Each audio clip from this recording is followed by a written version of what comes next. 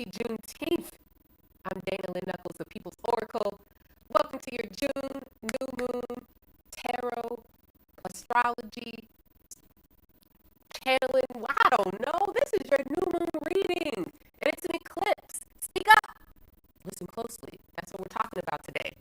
Oh man, I'm so excited. It's Juneteenth, y'all. And yeah, I was so on the fence about doing this today because I didn't want to compete with all of the wonderful celebrations that are occurring all over the country. But you know what? What better way to celebrate Juneteenth than to see my pretty mug on your screen and to hear my lovely voice? I mean, why not? Black is beautiful, right? You know what we're going to do first? I got my cards here. And I am going to pull some cards for somebody on today. Who is it? Who is it? Who is it on Instagram that is going to have a card pulled for them? Who is it on YouTube who is going to have a card pulled for them? Thank you, Georgia Washington Carver. I'm pulling a card for two people. Britta, I'm not pulling cards for clients, only for people who have never, ever had a reading or anything from me before. Thank you. All right, I see you. Nanita Deoya. Nanita Deoya, that said me with a white heart. This is for you, my boo. This is for you. Let's see. Hold on, let me move this box out of the way. This is for you. Y'all can see my papers. What do we got here? I need some new glasses, y'all. Pray my strength. Because my right eye, I can't see, y'all. All right, let's see. Hierophant for Nanita Deoya.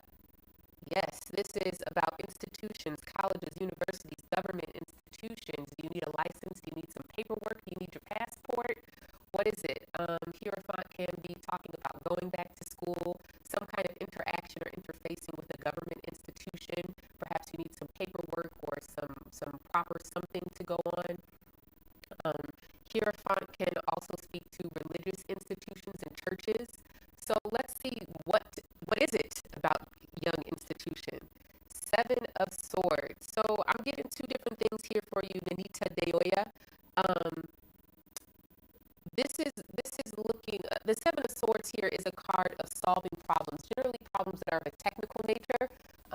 So that usually when I see the Seven of Swords, it's like, I found a solution, but it's conceptual and technical.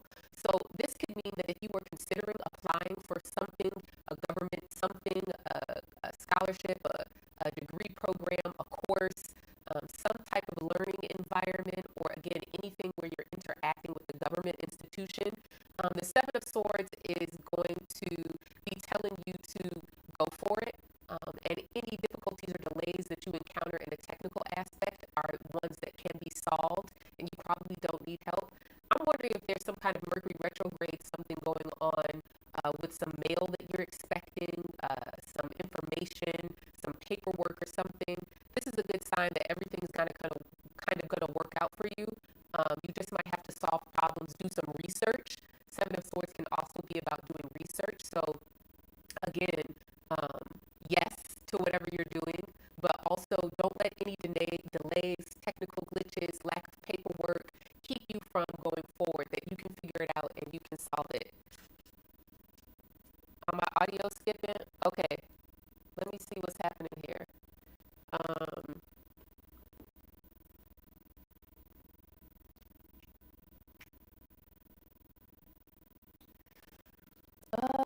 Hold on, people. I gotta fix this audio over here. Okay, let's mute this. I'm about to mute myself, YouTube, so you won't hear me. Hold tight. Okay. I'm gonna take this off because I'm not even using. I feel like there's a lot of background noise on this particular. Actually, let me see what it's like to use the audio from my actual camera.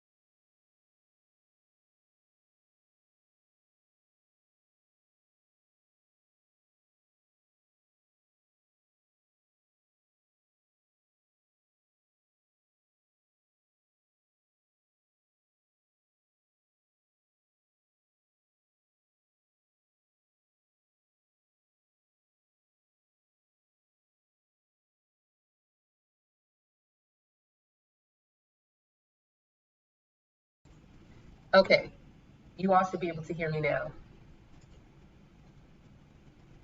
Okay, I think I fixed it. Um, it's coming. Hey y'all, I already pulled a card for folks on Instagram. I'm over on YouTube now, and I didn't even see if you responded, Nanita Deoya. This is the Golden Thread Tarot, by the way. Okay, all right, great. So who on YouTube? Who in my YouTube audience? Y'all know I got names for y'all, right? Y'all on Instagram are my Kojic audience, and the folks on YouTube are my Lutheran audience. Oh, you guys are so funny. Okay. Debbie Falarin. I do not recognize that name, so that means I'm going to pull it for you. Debbie Falarin on YouTube. Baby, this card is for you. Let's see what we got here. Thank you all for being so patient as we work out this Mercury madness. All right, we've got the Queen of Swords for you, Debbie Falarin. The Queen of Swords is the no nonsense, cutting through the bull crap, sometimes brutally honest, not intentionally to be rude or short or difficult, but just somebody has to say what it is. Someone has to be able to see clearly and say what it is without sparing other people's feelings. The Queen of Swords wants to get down to the facts and wants to get down to the truth, and anyone or anything that is a barrier to that process might be collateral damage. Is that you, Debbie? Do you need to tell the truth? Do you need to speak up? Do you need to say it with your chest? Do you need to listen closely and speak up? Is that you, Debbie? Let's see. We've got the Ten of Pentacles. All right. That's a little tricky combination because the Ten of Pentacles is often about community, shared resources, wealth. If there is an inheritance or some kind of money, shared property, shared resource, shared living situation that needs to be addressed or rectified, if there's a difficult discussion that needs to be had about money with people who you share some kind of material good with, whether it is a bank account, a piece of property, your living situation, a car, whatever it may be, that this is encouraging you to really say what needs to be said. And maybe if you feel like telling this truth is going to threaten your security in some way, the Ten of Pentacles is a reminder that you are taken care of, you are blessed and highly favored, everything you need is provided for you, and don't let swallowing your truth be the reason why you accept less than what it is that you deserve or what you know that is right for you. Yeah, that's really straightforward. I don't really need to say anything else. You guys, y'all know I'll be so hyped, and I'm just letting you know that today, right now, I'm really holding it in. Like, I'm really just like trying to pace myself and sustain all of my excitement, because when these lights come on, let me tell you, something happens to me. Something happens to me. I don't know what it is, guys, but something happens to me, and I just can't help myself anymore. You're welcome, Debbie. Oh, man. I got notes again today. I have announcements, though. Announcements.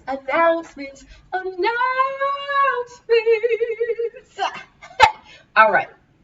First of all, thanks and gratitude are in order for your continued amplification of my work. Y'all be telling your friends about me. Y'all be telling your mama about me. Y'all be telling strangers on the streets about me. Y'all be tagging me, sharing my name, liking my tweets, retweeting, resharing my posts, and giving it to your mama and telling her what's what. Y'all are about this divination for liberation life, and I am about it with y'all, and I thank y'all. Now, part of this wonderful support means that when you see this video on YouTube, you press that little thumbs up because you let the people know you like it. You let the algorithm know. You know, we got to communicate with these bots. We got to communicate with the bots and let them know what's what, because they don't know. We got to teach them. So we teach them that the People's Oracle is what we want to see. So you give them a thumbs up, you give it a like, you give it a subscribe, you share, you share, you share, you share. Now, the other part of y'all amplifying, I'm just loving using this word because you know that the word for Gemini is amplify, and you know that the word for this new moon is speak up and listen closely. So I hope you listening closely while I speak up. You all have kept me booked and busy. I can't even keep a date open in my calendar. Again, I am so freaking grateful. This is the moment that I've wanted in my life. I've always known that I've had something to say. I tried to sing it before. No one wanted to listen to me. So now I got to say it. I got to write it. And so with that, even though I'm only one person and there's so many hours in a week or a day that I can spend reading, I still want you guys to have access to this divination for liberation. And that is why I create content that means that you can be your own sidereal astrologer. You do not need me. You do not need to be giving me $225. I'm just saying, I like it. It feeds me, feeds my kid, keeps a roof over my head, not gonna lie. But I have more economical budget options for you. And this is the stuff that's in my online store. Now, already, you may not have known, but I have a 2020 Sidereal Astrology Guide, which is this right here. Unfortunately, all of the printed and bound versions of this are sold out, but you can still download this. And if you do not know what this is one part calendar. This is one part horoscope workbook. So skip trying to find on Google where you can find a sidereal horoscope, because you can't unless it's coming from me, right? Or if it's Vedic, good luck. But this is your way to get the most personalized sidereal horoscope that you could get anywhere besides getting a reading with me. How? Because I walk you through applying the astrology of 2020 personally, not to just your sign, but to your birth chart, okay? So you get this, and see, I have a how to use this guide. I have the anatomy of the 2020 guide. Once you get your little introduction down, you are going to follow the instructions on my website, and you are going to put your sidereal birth chart here.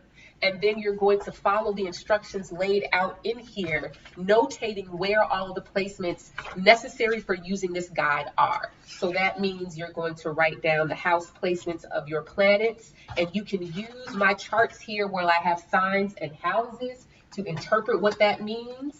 And then the most important thing that you need for this is what sign does each house in your birth chart have on it, okay? And that is your key here. Once you do that, you start filling out the content. The very first thing you fill out, this is mine, and I filled it out because I'll be using it. The first thing you fill out is 2020 big picture in my birth chart. So I've made a list here of all of the most important things that are happening, the most important signs here. And you're going to write down which singular house this applies to for your birth chart. And then for every month, you have an actual calendar. Here's your summary that's giving you the big picture themes of the month, connecting back to previous months and future months. And then here are the questions that you answer. You don't need to know any technical information about astrology. If you can read and follow instructions, then you can use this. You don't need to know anything. You can use this without any prior knowledge. On top of the monthly questions here, I have in the back, fill in the blanks for every event that's listed in this calendar. So a lot of times you might hear me even mentioning the fill in the blanks that I've written for each event on Twitter or in my lives. Which I will talk about today. And then finally, you get the whole year at a glance, all of the astrology of 2020, and all of the new moons, full moons, eclipses. Now, there are no more printed and bound copies available, but you can absolutely download the PDF version of this and print it, or keep it digital and use a journal or notebook to answer the questions and take the notes. Right now, when you download the digital version of this guide, you can get my Intro to Sidereal Astrology webinar for free. Okay, that's indefinitely. It's been like that. If you missed it, sorry. Make sure you add both items to your cart, okay, so that you can get them. The Intro to Sidereal Astrology webinar is about a 70-minute webinar with audio and PDF slides that I did back in November, I think, of 2018. And this is talking about helping you make the transition from tropical to sidereal, explaining some of the technical differences, but most importantly, showing you in action what the difference is interpretively. We can talk conceptually all we want, but if you can't use it, what's the point? Now, one more announcement. I have, and I wish I could show it to you because I don't have it printed out, but there is an item in my store called the Monthly Horoscope Workbook. What is that? The Monthly Horoscope Workbook is a way, again, for you to write your own horoscope.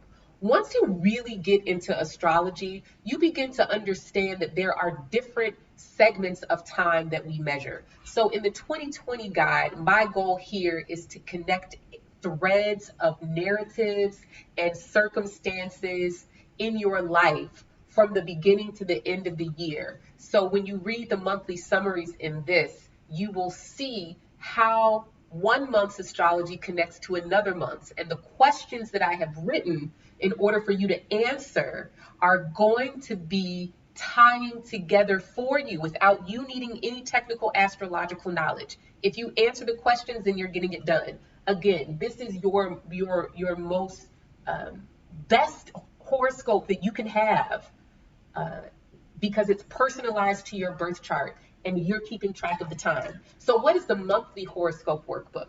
The Monthly Horoscope Workbook is based on a chart that I show you how to cast in that workbook called the Lunar Return. And your Lunar Return is your personal monthly horoscope. It really helps you to get specific about what's happening for you each month based on a chart that is cast for the moment the moon returns to the sign and degree it occupies in your birth chart.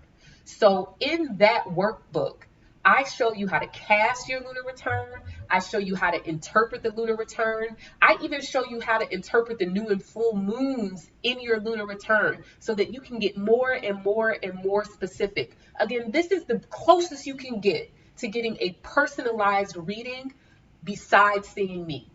Nobody is going to write a horoscope, including me, quite frankly, better than the one that you can write yourself by following the timelines that I lay out for you. So right now in my online store, you can download the Monthly Horoscope Workbook, and guess what you get free? Y'all, I love giving stuff away. Why not? You get this free. Now, again, there are no more printed and bound versions of this, but you can get the digital version of this. This is your Gemini Sagittarius Eclipse Guide. And if you pay attention, you will see exactly what is in this because I'm going to be using this a lot today to talk about what it is that's happening right now, which I think that I am at the end of my announcements. Great. All right. Y'all know what time it is. It's time for us to talk about. Now, listen. Today's word is an astrology lesson. So get your notebooks, get your pens, get your paper, put on your thinking caps, let go of what you think you know, and learn you something today. I'm excited because I'm a natural teacher. Teaching is in my blood. It's what I've always done. Before this, I was teaching music, teaching voice, teaching piano, teaching music theory, all of that stuff, right? So now I'm teaching this and I'm gonna teach y'all. So pay attention. Again, I have notes here, so I'm going to be doing some reading. I'm going to be doing some riffing, but I want to make sure that I get all of this content to you. After I finish my little spiel here, I'm going to pull a few cards, and I will answer your questions at the end. So on YouTube or on Instagram, if you have questions on Instagram, I would tell you to put them in the box, but quite frankly, what ends up happening is that time runs out. And then I have to start anew. So please hold on to your questions on Instagram until I ask for them. Same on YouTube. All right. We are at the name. What's the name? The name of this talk today is Speak Up and Listen Closely. Speak up and listen closely. sometimes you should shut up and listen closely. And maybe you should stop listening and just speak up sometimes too. Depends on the circumstances. But we're going to talk about who, what, when, where, and why right now in this astrology lesson. So we are at the end of the Gemini and Sagittarius eclipse story that, as far as I'm concerned, began with Saturn's transit of Sagittarius January 2017. Even though the eclipses didn't start until July 2018, I say January 2017 because that's when our collective conversion experience began. What is our collective conversion experience? It is where our political consciousness was pricked and awakened, our moral obligations to both justice and liberation. I used some big words there, so I'm going to rewind your permitted preferred, all right? Our collective conversion experience began in January 2017. This is where our political conscience was pricked. What is our political conscience? It is how we believe power should be held, who should hold power, and why. What are the values of the people who hold power? How do they execute their power? Who should have power? That is what our political consciousness is. And then I say that it was pricked awake. Why? Because we have a moral obligation to both justice and liberation. All right. Now, first, I want to talk about the eclipses. Now, last week, 2 weeks ago, when I did the full moon eclipse in Scorpio talk, I explained to you what a full moon solar eclipse was, and I told you that when I came today, I would talk to you about what a solar eclipse was. So just for a little review, what is an eclipse? Now, I found that I'm really one of the only astrologers that speaks of eclipses this way, that really puts an emphasis on them. Other people choose to emphasize things like what the outer planets are doing, or what, what's the word?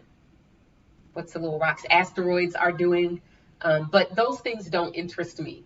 I'm a student of history, and as a student of history, I've learned that eclipses are tracking human evolution. They are tracking our physical evolution, our cultural evolution, and our evolution of consciousness. Eclipses occur in the same pair of signs for 2 years at a time. Okay? So right now is June 2020. And this is a reading for a new moon solar eclipse in Gemini that occurs on June 21st, 2020. And the final eclipse in this particular series will be July 5th, 2020, and that is a full moon eclipse in Sagittarius.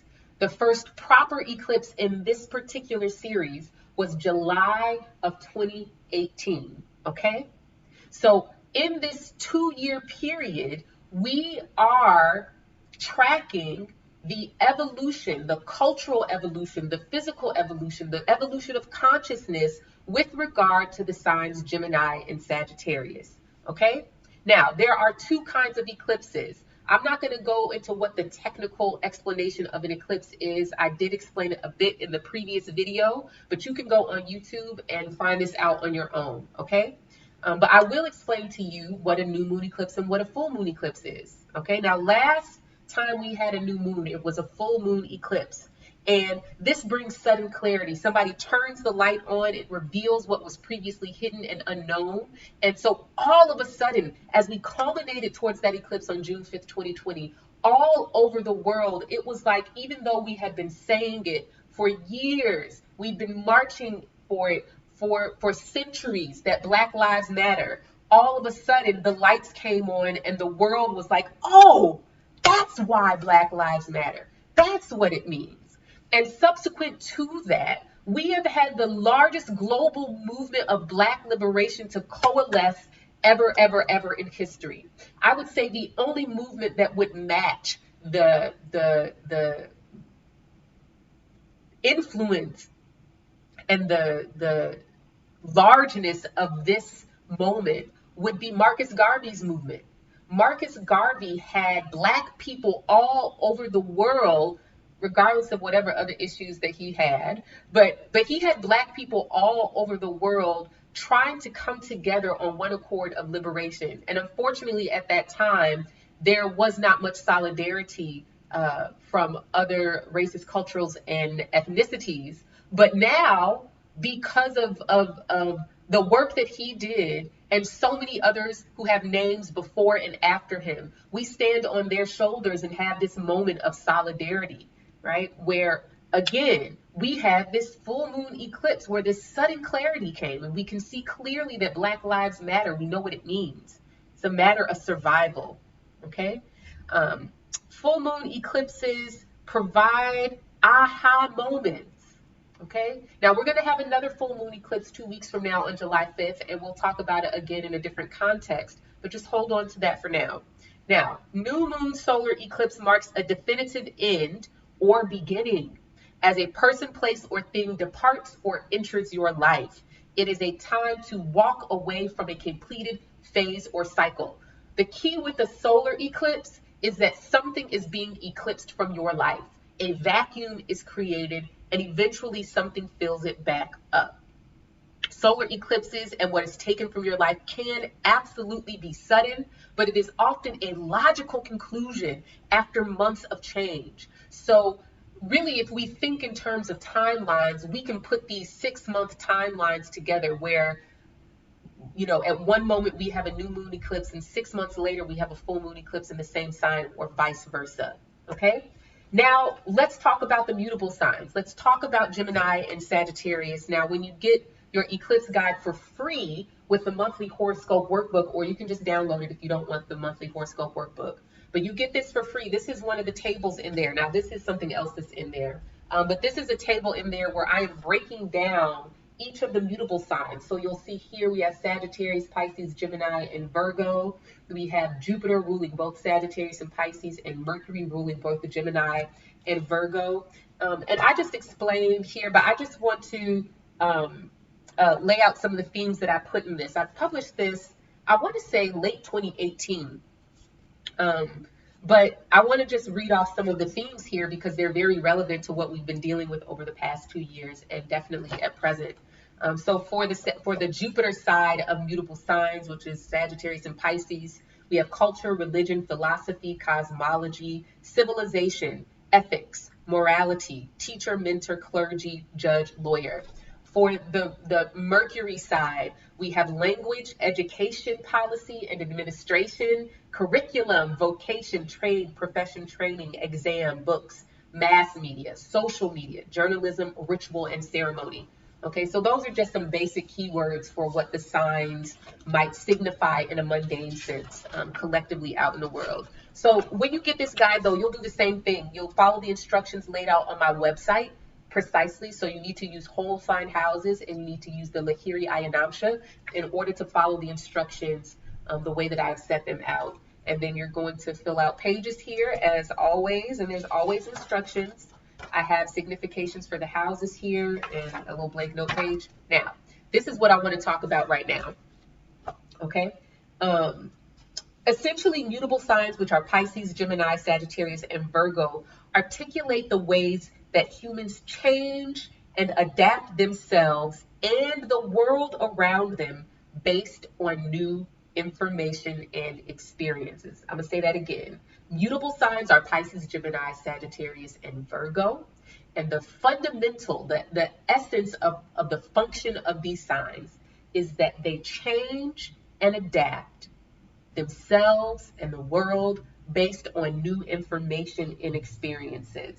This is in contrast to fixed signs, which are Leo, Aquarius, Taurus, and Scorpio, which maintain a necessary rigidity for the preservation of the psyche and the body, and cardinal signs, which impose movement onto the world for the sake of survival. Okay? Now, ultimately, mutable signs teach us epistemology. Epistemology. I always put the emphasis on the wrong syllable. And epistemology is basically, how do you know what you know? How do you know what you know? This is how I came to understand this eclipse story in Gemini and Sagittarius again, which I'm marking an unofficial beginning with Saturn's transit of Sagittarius, January 2017, but officially the first eclipse was July 2018. It was a solar eclipse in Gemini. But I've named this eclipse story collectively as a redefining truth. And when you get your eclipse guide for Gemini and Sagittarius, you'll see this table here. Now I'm going to talk about this, but I have some extra notes here to add to what is here in this guide. So if you already have it, you can, take some notes to go along with this. If not, you can come back and watch this video and take some notes to kind of follow along with. At this particular new moon in Gemini, this new moon eclipse in Gemini, it's a solar eclipse, as I mentioned before. The Sun and Mercury retrograde are in Gemini and Mars is in Pisces. Before we even get to the July 5th solar eclipse in Sagittarius, the sound went off. Y'all let me know if y'all are happy. Hold on.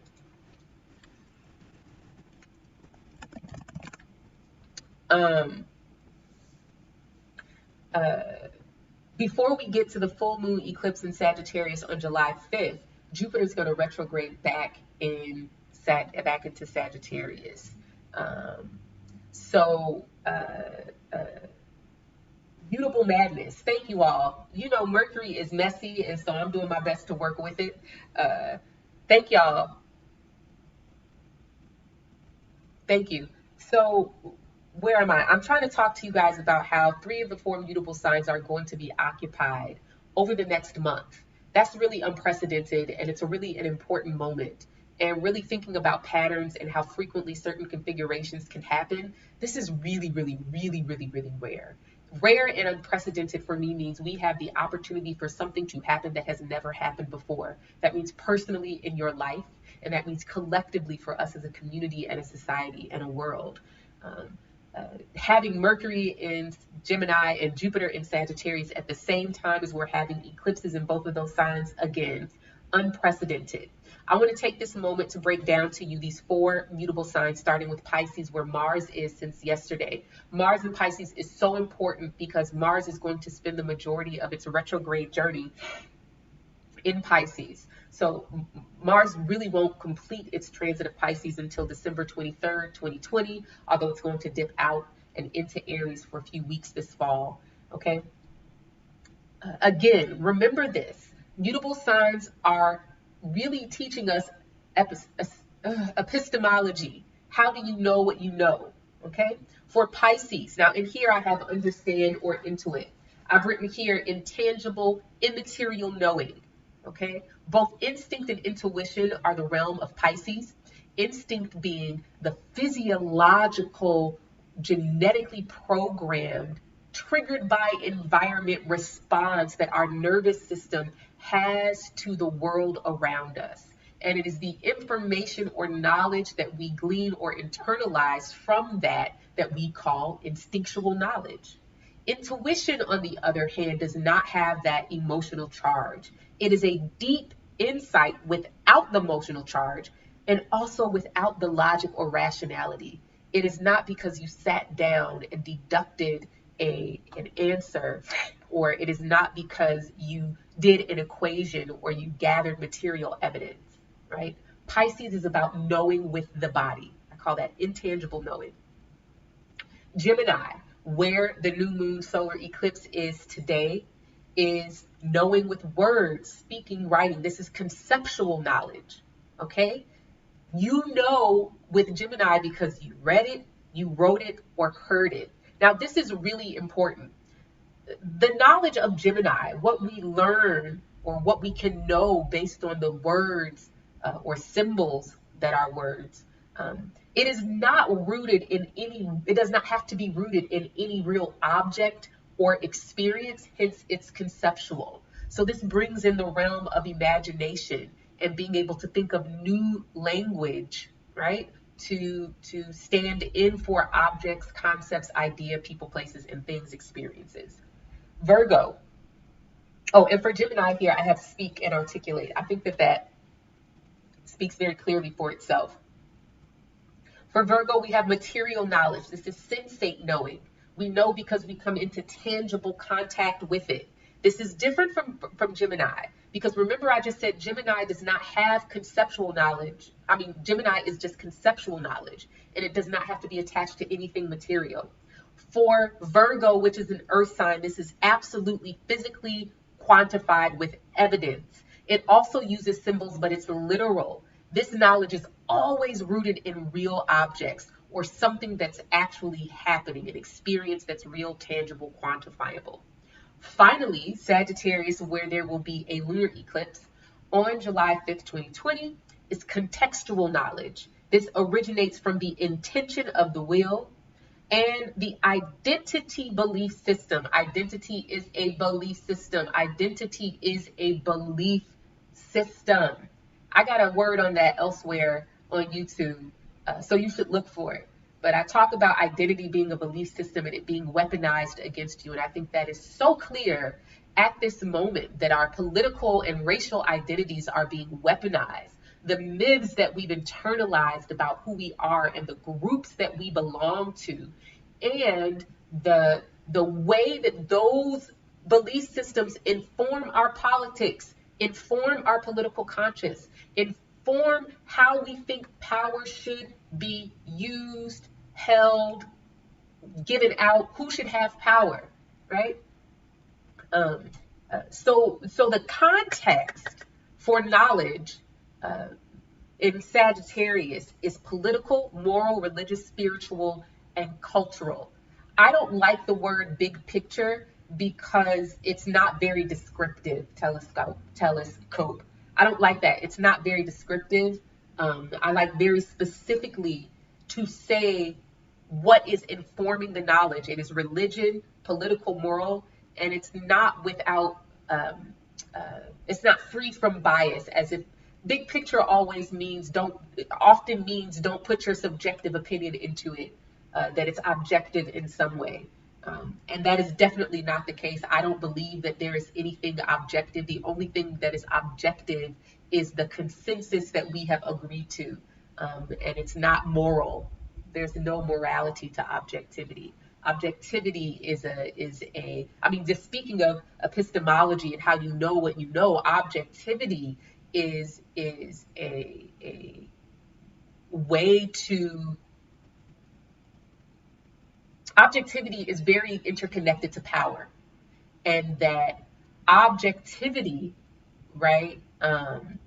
Objectivity is often a stand-in for whiteness, right? That if something is objective, it's measured against a normative standard, and the normative standard in our culture is whiteness, right? I know I be going too deep for y'all, but it just is what it is. Finally, this is the question. This is the question of, and I want to go back and read what I've written here, even though I didn't write down questions for the eclipses in 2020. We can keep some of these same questions that we've had from 2019, which is, what are you walking away from as you speak your mind?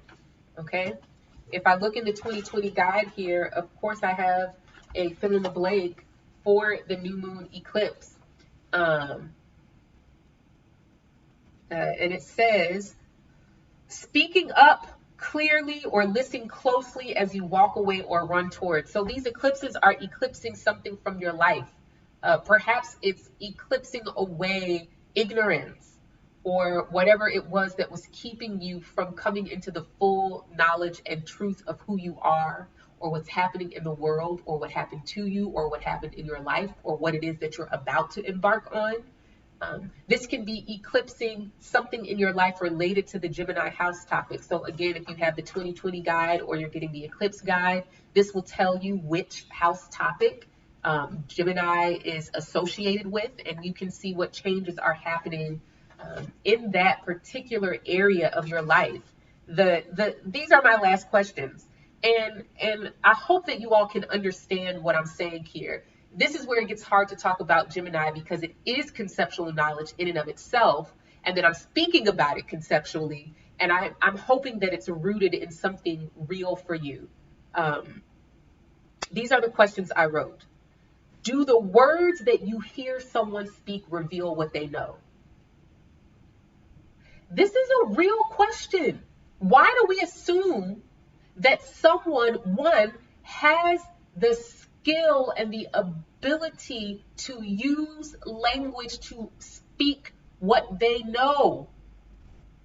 Why do we assume, two, that the language we have has the capacity to articulate what we know? Three, why do we assume that when someone is opening their mouth to speak, that the words that they're speaking are something that they know? This is mutable science. How do you know what you know? And then I ask the inverse. Do the words you speak reveal what you know? Who again says that you have the capacity, the skill set to use language to speak what knowledge you possess? And I just explained to you that we got 4 types of knowledge here. We have knowledge that your body knows. We have knowledge that you glean from your tangible contact with the world around you. You have knowledge that comes from your politics, your morality, your religious doctrine, your spirituality. And we have knowledge that comes conceptually because you have the language for it, not because you actually experienced it. And this other question is just so much more important to me.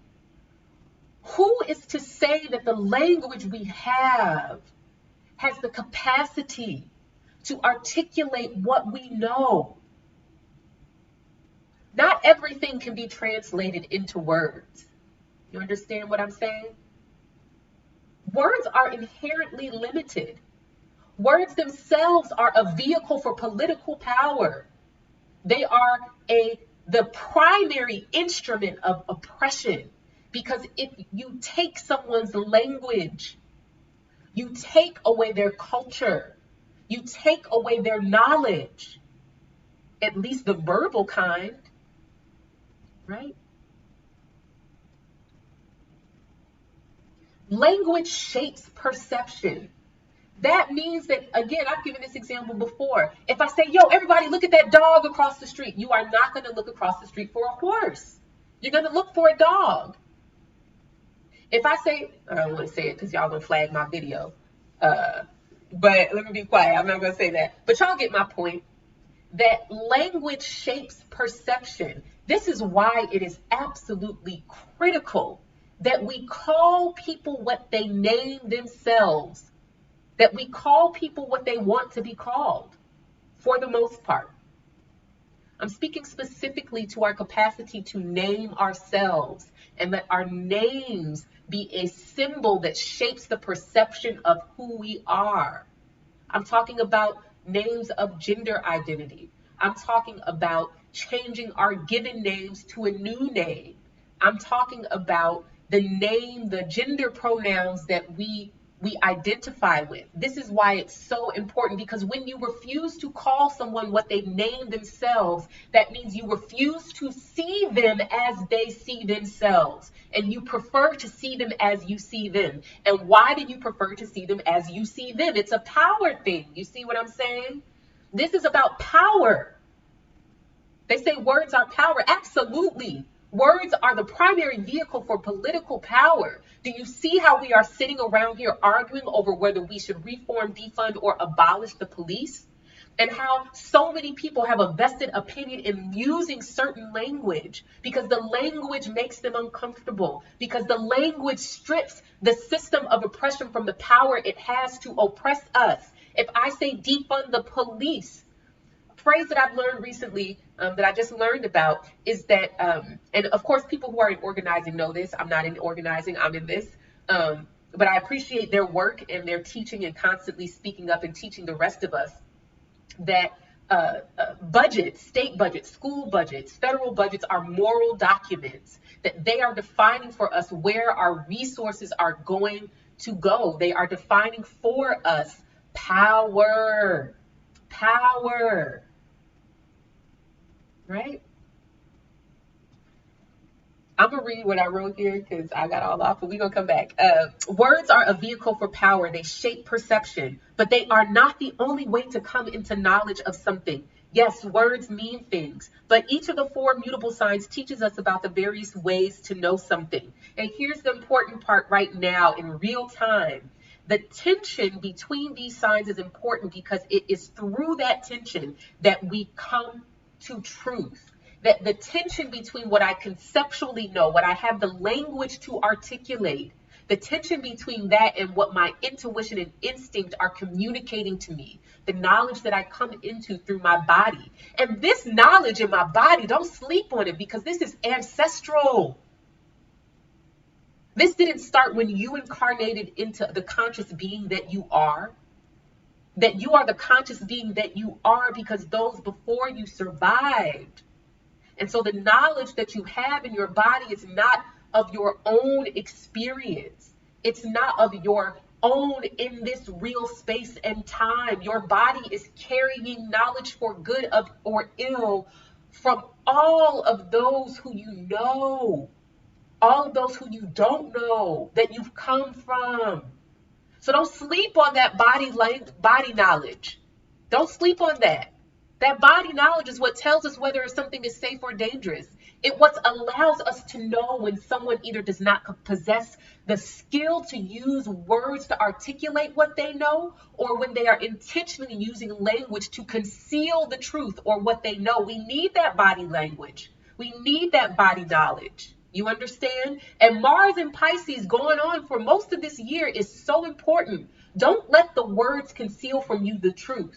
Don't get caught up in games of semantics. Say what you mean and mean what you say. And if it hurts someone's feeling, then those are their feelings and they need to go deal with them. That's not your problem. You understand? You understand what I'm saying? Pisces is the pivot point that is anchoring us at this time. That we can look and perceive around us. We can perceive. One of the things is and this is the last thing I'm gonna say before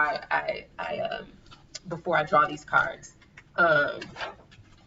Where is it? Here.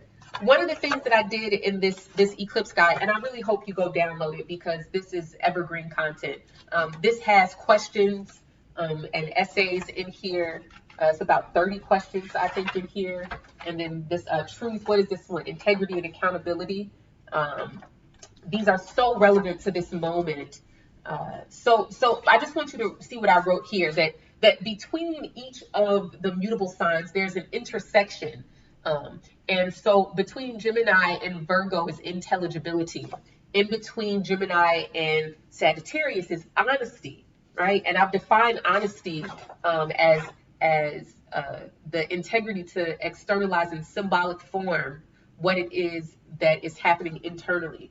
Between Sagittarius and Pisces, all of these aspects are in play over the next month. Empathy is knowing even though you're not tangibly experiencing it. There's a way for you to understand what somebody means even when their words just can't get it together, or when their words are concealing it. And then discernment. That's what that is between Virgo and Pisces. So again, you can get this digital download for free when you download the monthly horoscope workbook on my shop. I'll share the link later. Let's draw some cards, people. Let's draw some cards. What do the cards have to say today? Let's see, y'all. What do these cards have to say today?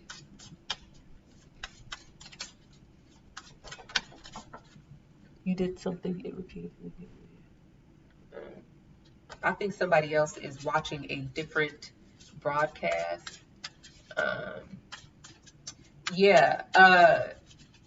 There was one more thing I wanted to say. I think that was it. There's something on my mind. Oh, one of the things that I wanted to say is that we get so caught up on reading things. And I've heard this from a lot of people, but this is so important. That, again, words are not the only way for people to learn. And it's important to understand that if we are really going to be about liberation, we have to take into consideration that everybody has a different learning style. And telling somebody to go pick up a book, some people just don't have the skills to comprehend from words on pages. Some people are auditory learners.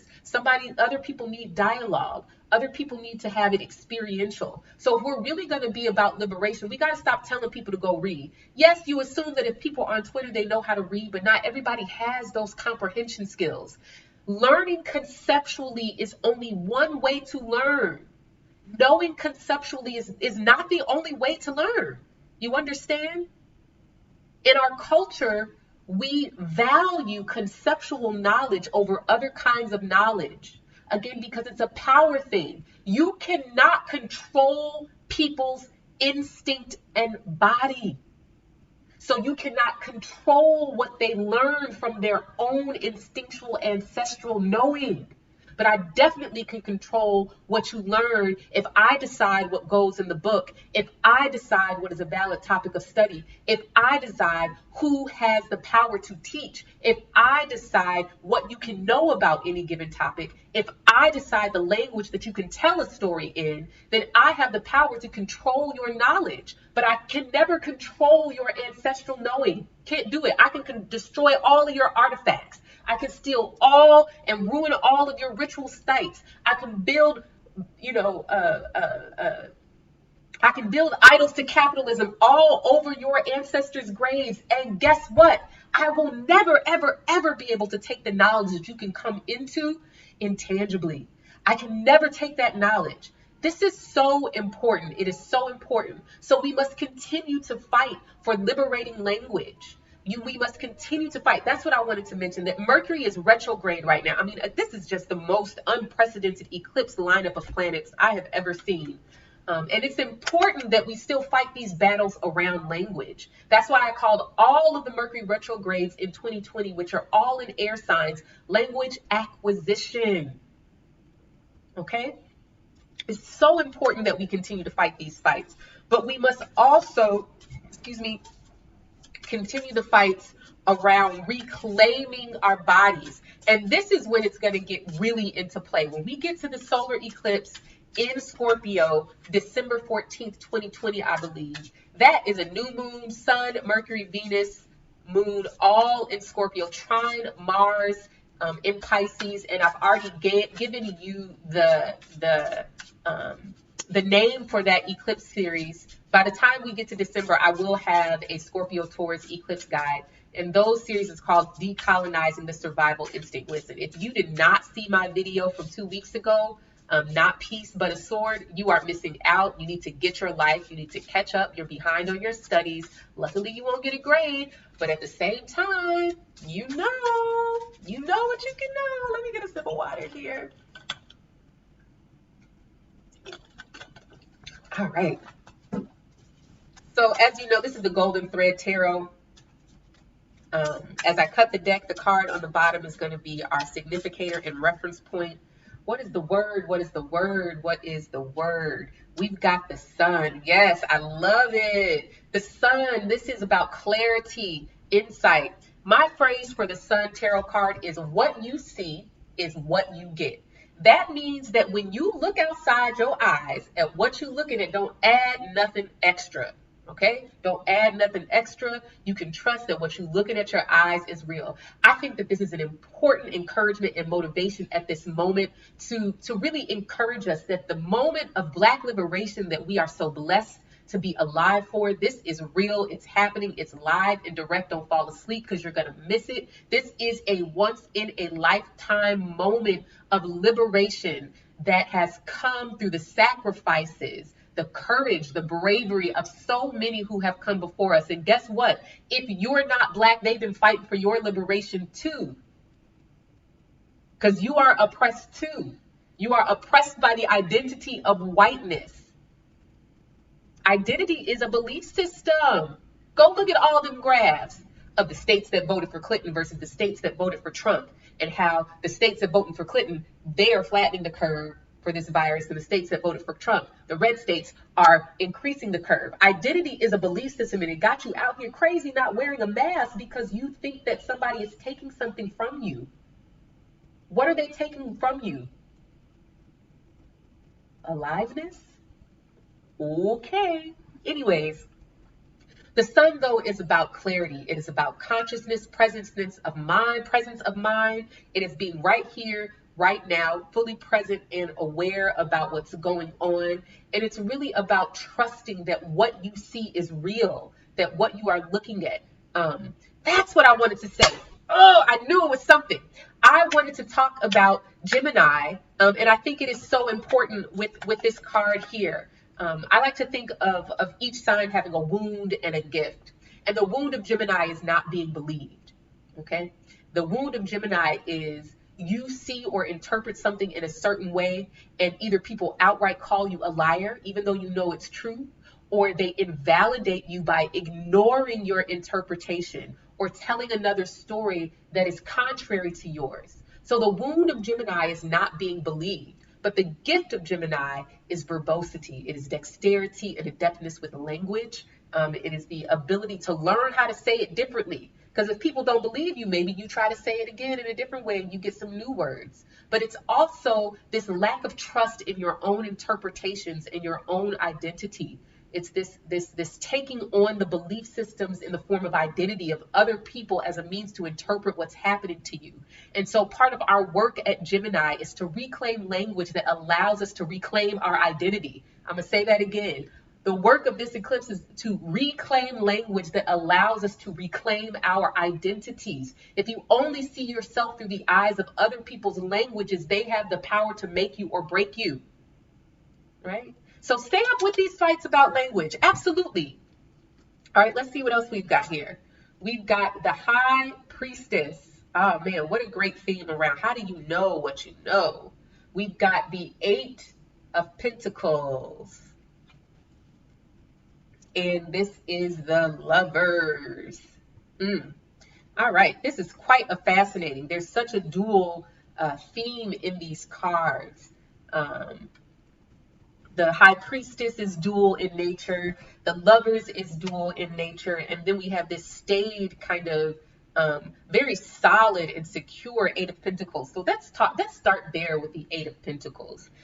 The Eight of Pentacles is a card where we see the fruits of our labor being productive. It is when our efforts are matched with the outcomes that we intended in a material, tangible sense. So sometimes when if someone is working on a project that they want to be lucrative or they want to earn money from, the Eight of Pentacles can be talking about earning money from some project. I'm going to stop the YouTube video. I'm sorry, not the YouTube video. I'm going to stop the Instagram video because it is about to end. So before I really get into these cards on Instagram, I'm ending this live and I'm going to come back. This video will be saved, so don't worry about it. And even if you miss it on here, it's on YouTube. Okay?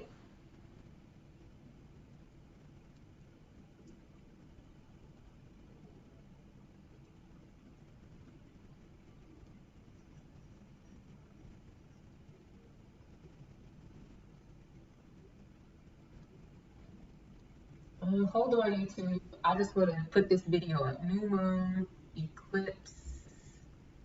New Moon reading. Come on. New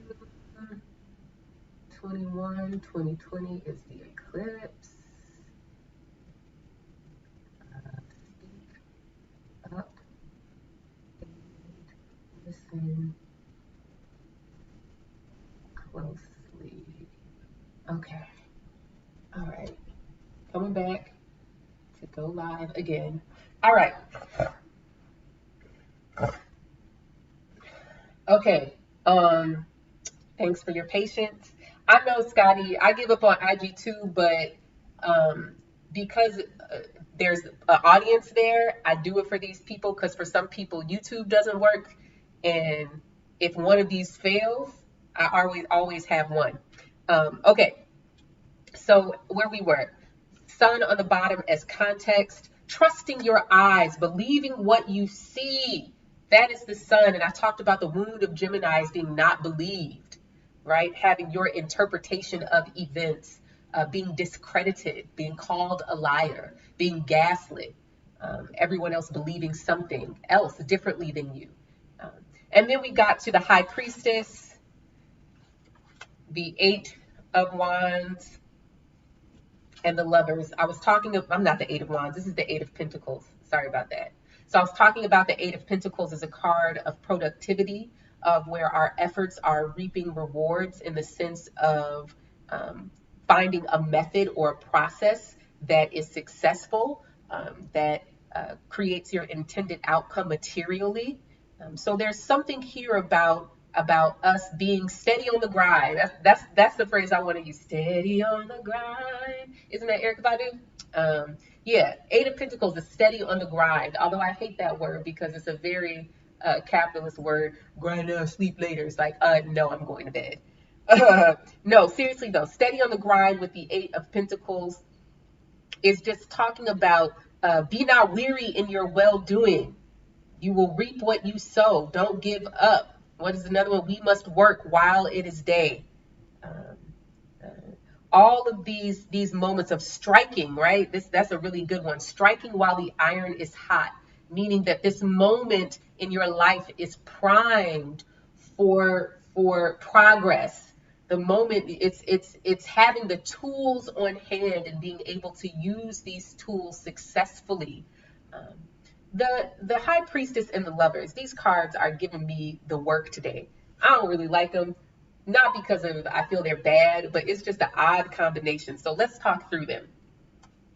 The High Priestess is that instinct intuition card. Tag. This is really whack. I'm gonna have to take this camera back because I know y'all can still hear me on YouTube, but I'm gonna have to take this camera back because it keeps overheating. I can't even do my lives. Like, what's the point? Sorry, y'all. I can't even do my lives because they keep overheating. This camera overheats. I'm gonna have to take this back. I wonder if it's a setting though. I'm still here, y'all, on Instagram, and I'm still here on YouTube.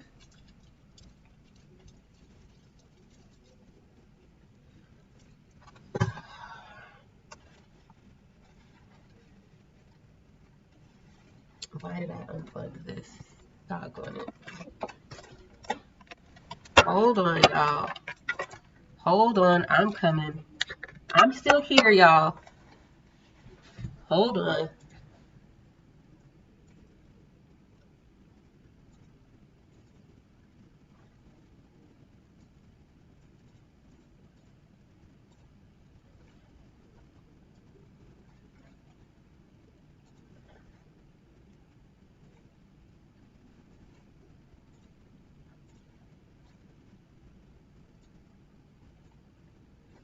All right. Sorry. I'm gonna have to take this camera back because I can't even use it to go live properly because it keeps overheating. So that's whack. But I'm here. All right. Thank y'all for y'all patience. Mercury won't let me be great. I knew it was gonna be like this, but that's why I'm just going with the flow. So the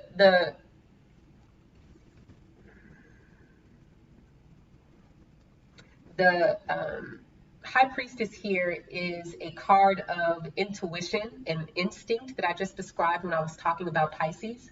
I was talking about instinct as our nervous systems, both ancestral and environmentally programmed response to the world around us, to the stimulus we encounter.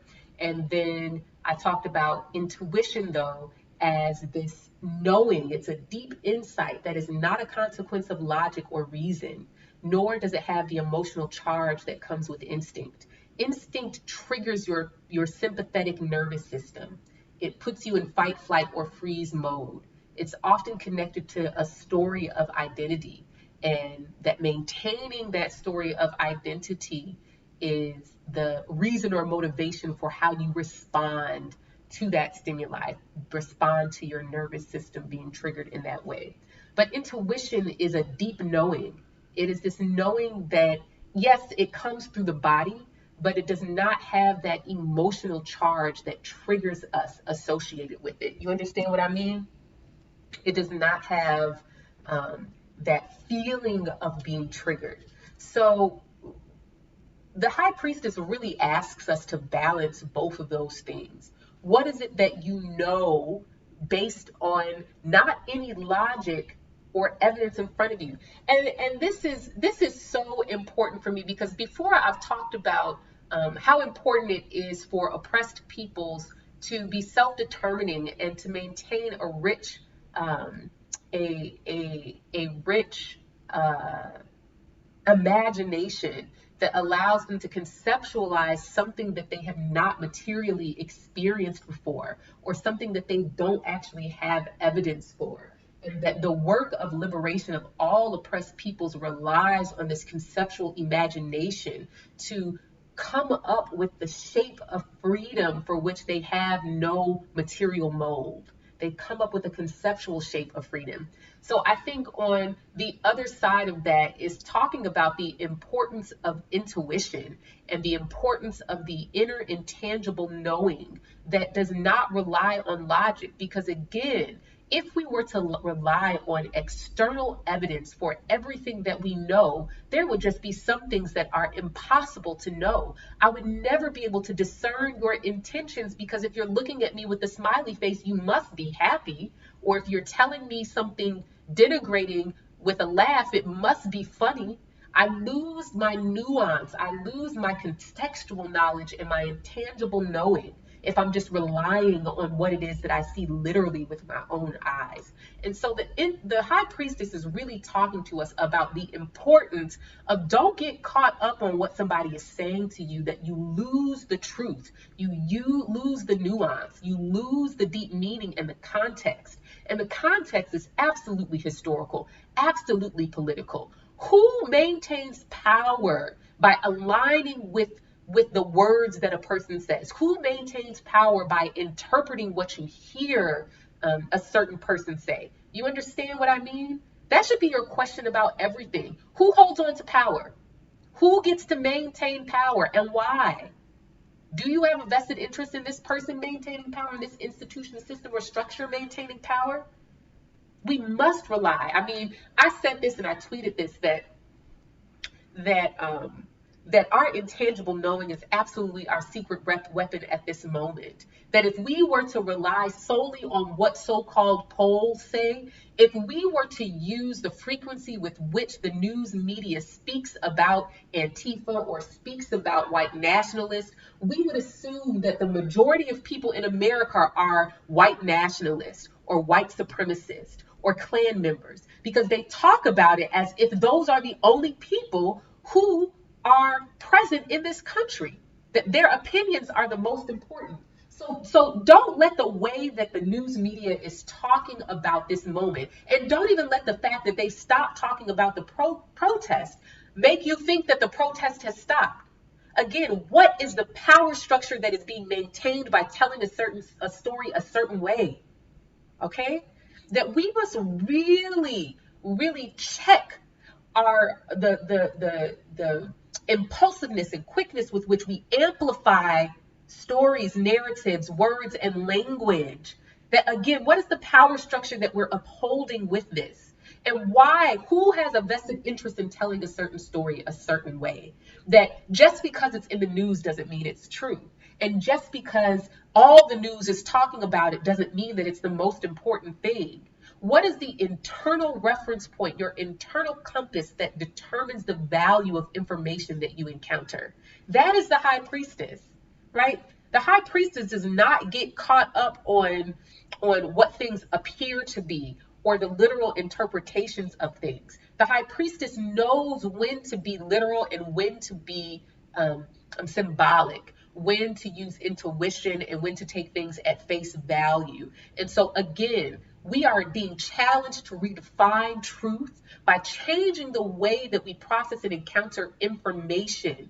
I mean, just think about fake news, this phrase fake news, right? Again, language is shaping your perception that if someone in a position or seat of power calls something fake news, then most people are apt to ignore what that news is and not even judge it with their own insight, perception, or intellect. So we must be on guard of doing that. We must be on guard of what information we internalize as true. And that sometimes exposure itself is enough to taint our capacity to understand truth. Okay. And then we have lovers. Now, in the Golden Dawn Tarot Astrological Associations, I believe that that the lovers is associated with the Gemini, though I don't necessarily make that connection. But I will say that the lovers is always about a choice. The lovers is about a choice where, on the one hand, I mean, this is so eclipse. I mean, I can't even get these two cards. I could not have chosen these two cards if I wanted to. They're such a good mashup for this new moon eclipse in Gemini, because this card is really about walking away from something. It's about making a choice where the comfort. Oh man, I read something the other day that basically said that you want the comfort of, I'm paraphrasing, but it was saying something that like you avoid change because you want the comfort of familiarity, but you don't want the pain. And so this card is really so indicative of that. This card is very much indicative of needing to walk away from something painful that has outworn its usefulness, that is no longer right, true, or resonant for you, but that the thing that you're walking towards does not feel any better. And maybe because it's more about uncertainty, it's about the unfamiliar and the discomfort of not knowing. And so I think that such a major theme here in this card, one is that don't give up on the progress that we've made so far. And we should be on guard over the next few weeks, the way that language is used to conceal the progress that has been made, about how we're playing these games of semantics in order to get us to change our intentions and in order to comfort and assuage the feelings of people who cannot imagine a future free from police or prisons. Okay, that we need to be on guard to guard our language, because we too have the power to shape perception with language. That I said what I mean and I meant what I said. I'm speaking up, so listen closely. You got what I'm saying here? That words are vehicles of power, and that in this moment, we cannot let the language and conversations that are determined by people who have the microphone define how we interpret ourselves and what's happening in the world. That we cannot have our strategy as a reaction to other people's storytelling, but we have to have an internal locus of control, which is that identity, which is that pricked political consciousness that's awakening, that we are redistributing power. That's what this liberation movement is about. We are redistribution. I don't know if that word is even a word, but we are redistributing power. Redistributing. There you go. Redistributing power. Lord, I can't even get my words together today, but we are redistributing power. And that is what is implied by defund the police, abolish the police, abolish prisons, right? We are saying that we do not like where the center of power is, and we want to change the center of power. So of course people would have issues with that language. Of course people would have issues with language that does not center their experience, interpretation, or desires, right? Of course. So I don't even think that it is fruitful to engage in dialogue with people who want you to use reform rather than defund, because it is an insincere, right? It's insincere, in my opinion, to say, well, we should reform, because anyone who says reform obviously does not know history, obviously just woke up yesterday and thought that this movement to defund the police started last week. They thought that this movement to end police brutality just started last week. So they think that, well, maybe we should reform. Little do they know that we've been trying to reform the police since the police were a thing, and the police can't be reformed because their innate function is brutality and oppression. You understand? So it's not even necessary to engage in some conversations because it's insincere. And really what they need to be is educated, or they need to have a conversion experience, right? I think that this is so straightforward today. Words mean things. Speak up and listen closely. Say it with your chest. I was reminded of this whole theme as well with the whole J. Cole thing and how he doubled down on what he said. I'm just a rapper rapping. It's like, ooh, yeah. When you have the microphone, you don't get to be just a rapper rapping. So what's the power of your words? Where do you have the microphone in your life? Where are people listening to you? Where are you on the loudspeaker in your life? Right? I want to take some questions. Um, I'm going to take some questions from YouTube first, and then I'm going to end this stream and take some questions on Instagram. So you guys on Instagram, please use the question box to ask your questions. And on YouTube, you can just type the questions in the live chat, and I will try to catch them and answer them as they come along. Thank y'all so much for tuning in. Please like this video. Please like this video. Please like this video. I hate to be a whore for likes. Actually, I don't hate to be a whore for likes. I like to be a whore for likes. Because that means that this liberation message, this liberation movement that we're all in and creating together gets amplified, and more folks get to learn. More and more folks get to come into contact with this knowledge that we all have and that we're all sharing here with each other. What is December looking like? December looks like picking up where May left off. That's what December looks like. So wherever May was, we picking up where that left off. One of the narratives that I am really watching for December 2020 is the bodily autonomy movement for Black women. I'm definitely interested in the maternal death rate. I'm interested in gender violence. I'm definitely interested in trans lives matter, Black trans lives matters. I am definitely interested in Black LGBTQ rights. I am definitely looking at all of the bodily autonomy and gender autonomy movements, sexual autonomy movements as it relates specifically to Black people. The last time that we had a sky that had some similar configurations to what we're going to see in December was January 2019. When Surviving R. Kelly came out.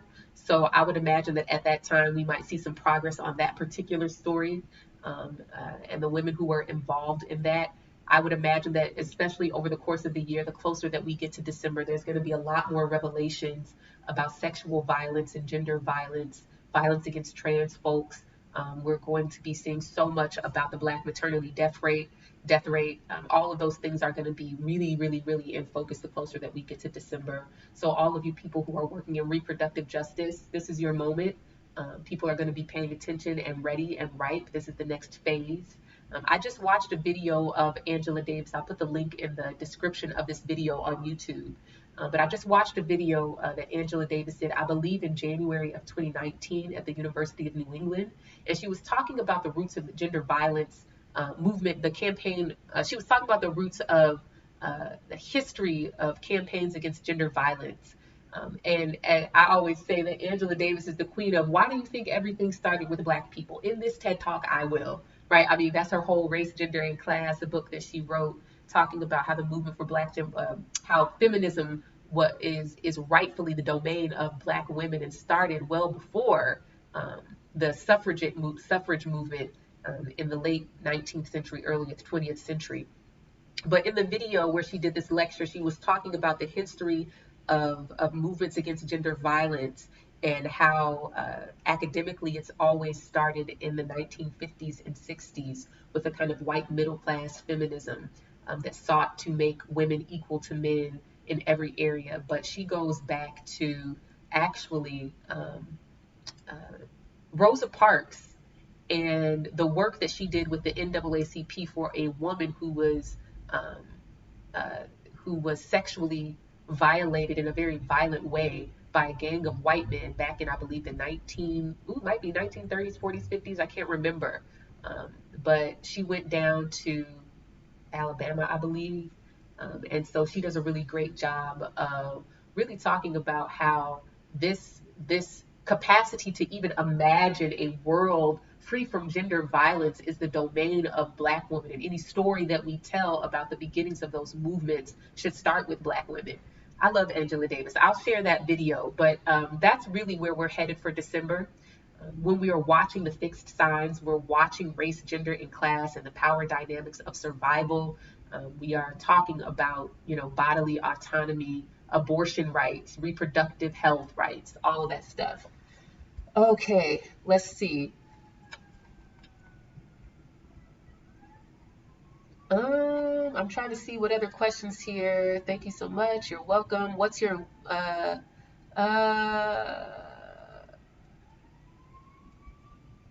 how do we reclaim? Somebody's asking me about the waves of COVID in the first wave.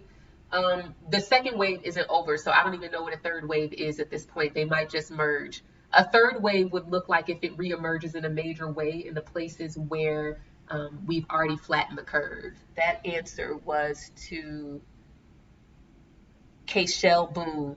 Okay, Au Naturel Brio says, how do we reclaim language so that we are better able to express what we know and feel intuitively? That's really a tough question because language is not always your skill set. And so I think the first step is really recognizing if language is your tool. How do you know that language is your tool? If your birth chart has a predominance of air signs, Aquarius, Libra, and Gemini. If your chart has a predominance of air signs, not including Uranus, Neptune, and Pluto, definitely including your rising sign, Sun, Mercury, Moon, Venus, Mars, Jupiter, and Saturn. If those planets are in a preponderance of air signs, then your work in the movement is language and words and concepts. So not everyone is going to be the language person. And it's important to allow those people who have the skills and expertise to use language in that way, to take charge of that. I think that other ways to reclaim language is to really check in with your body about how you feel when certain language is used in reference to you. If you don't like to be called queen, sis, ma, whatever it is, then don't allow yourself to be called that and push back on it. It starts personally. It starts with, oh man, there is a series that Oprah Winfrey did with Maya Angelou. And Maya Angelou in this series, this kind of like a memoir, autobiography, documentary thing, talks about how when she would have all of these huge parties in her house, she would not allow certain language to be used in her home. She said, you're not going to use that here and have this language all up in my curtains, right? That the energy of language was something that was tangible, was something that could fill a space. It had spiritual power and it could linger. So I think it's important for us to take a note from that and really be thinking about the language that we use, the language that we speak to ourselves in. In another post, I talked about how the language of capitalism is inadequate to allow us to imagine a future free from capitalism. So we can't use the language of capitalism to conceptualize a future free from capitalism. This requires coming up with new words and new language, which again, for those of us who don't have that air, who don't have the kind of tools given to us by life to think conceptually like that, there are absolutely people who do. I love Angela Davis and Toni Morrison and Audre Lorde and Octavia Butler. All of those people had a preponderance of Aquarius in their birth charts, and for them that meant that they really had an adeptness and dexterity with language, and we use their language now. The phrase "the white gaze," Toni Morrison gave that to us. Angela Davis has given us so much language. Octavia Butler was the prophet who told the story of everything that we're dealing with now, right? So I think that's really a great way to do that. What's your message for women in this movement for this fight for liberation, given your comments about intuition and power? Ooh, you hitting on some gender stuff right there, because who is to say that women are the only intuitive ones? That's completely socialized. That's the message I have for you, that men and non-binary people who don't identify as men or women also have access to that instinct and intuition. And the first thing that women can do is stop acting like women are the sole owners of instinct and intuition, because it strips from men and other genders the right to access their intuition and the social, cultural language and support to feel courage enough to access their intuition, right? Let's see here. Okay, I'm going to answer some questions on Instagram now. YouTube, thank you guys so much for tuning in. If you want to get dibs on these questions, hop on my Instagram. I'll be live probably for about another 30 minutes or so answering questions there. Thank you so much for tuning in. I'll see you in 2 weeks for our full moon lunar eclipse in Sagittarius reading, redefining truth, and critical mass is here, y'all. We are here. Please like this video and subscribe, share with your friends, leave a comment, and let me know what you think. See y'all later, YouTube. All right, Instagram. What y'all got for me?